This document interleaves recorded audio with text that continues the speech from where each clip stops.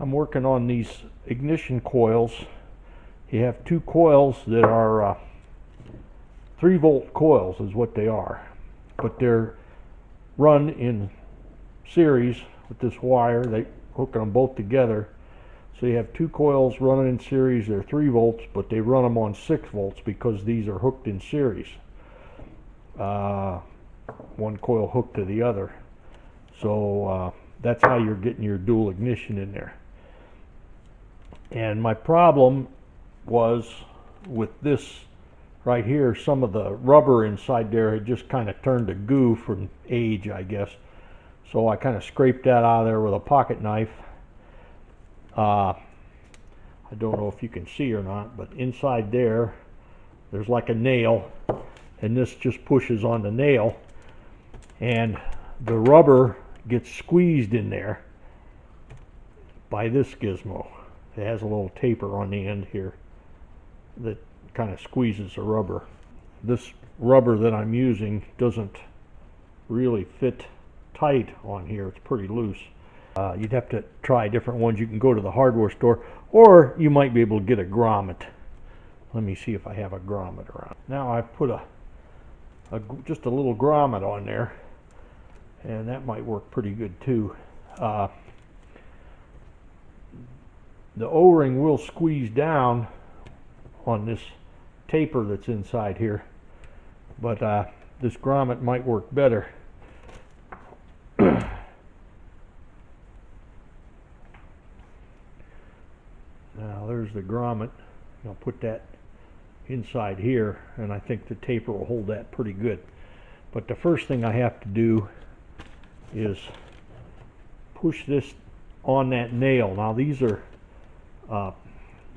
what they call resistor ignition wires. They're made out of silicone rubber. They're much better than what they had in 1955, and they do eliminate radio interference, so you won't hear crackling in a AM radio. You hear a lot of noise if you use solid wire.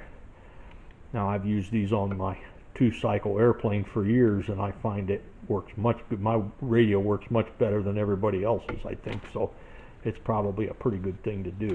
There are people that'll tell you, oh, you can't do that. Oh, yes, you can. And put this in there and push it down on that nail that's in there. And then, of course, that taper on that fitting is going to make it so that you can see the wires stuck on there pretty good. It's not likely to come loose. And it squeezes that rubber inside here. I think you can see the rubber starting to bulge out of there. So that's how I put those on. I'm not sure whether on this other end I'll use the original spark plug fitting, or I got some little sparkies around here. I like those pretty well too. They're much lighter weight, and they're kind of made out of rubber. Very simple things.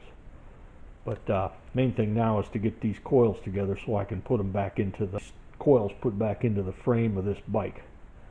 They have to kind of go inside, so they're kind of hard to get in there.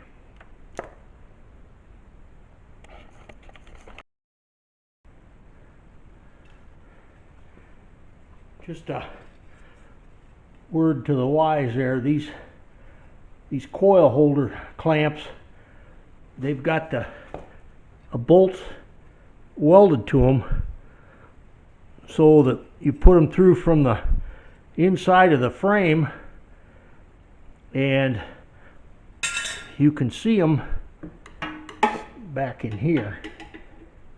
There's one there and one there, 2 of them that you got to tighten up. But if you don't put the coils in first, you're going to have to take this rear wheel loose to even get at them screws. And then you have to use like 1/4-inch sockets with a couple of extensions to get the wrench way out here where you can turn it. It holds the coils in there real good, but it's a devil getting the nut and lock washer on those 2 things down in there. So just thought I'd warn you about that. Another thing I'll tell you about is pretty old for an old guy to put together. This brake light switch, putting that on there, when you put this rod on here, which by the way I wouldn't bother getting it chrome plated because nobody can see it anyways. The mufflers are in the way. Nobody can see any of this stuff. This is the bell crank here, And I don't know that you can see it, but back here there's a rod that actuates the brakes. When you put it together, assemble the whole thing first. This rod, this bell crank, and this push rod here, or I should say pull rod since it's a bell crank pulling on it, that goes to the rear brake, and then put this pin in last after you get all this in there. There's an adjustable stop here to set your brake pedal in line with your foot peg so you get the controls adjusted right. And these cotter pins, you put the pin in from the back side and then put the cotter pin in, but do this one last. Put the whole assembly on there and then hook up your brakes light switch after you got this up against the stop is up against this thing here to stop the lever from moving anymore that way. And that's the way to get that thing together, because it's very hard to work behind this swing arm to get this on there.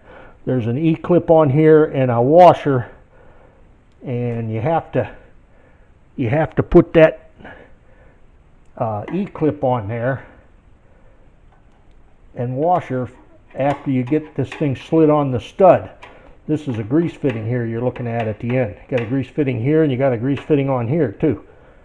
So this thing's really nicely made, but it certainly isn't simple. They had to make a lot of parts for this thing. And of course they probably had people working for 50 cents an hour back then. So anyways, that's just a word to the wise. Assemble this thing first, because you can't get this pin in from the back side when it's up against the frame like that. It has to slide out on that stud anyway. So just assemble this thing off the bike first, the push rod and all this, and then put it on there.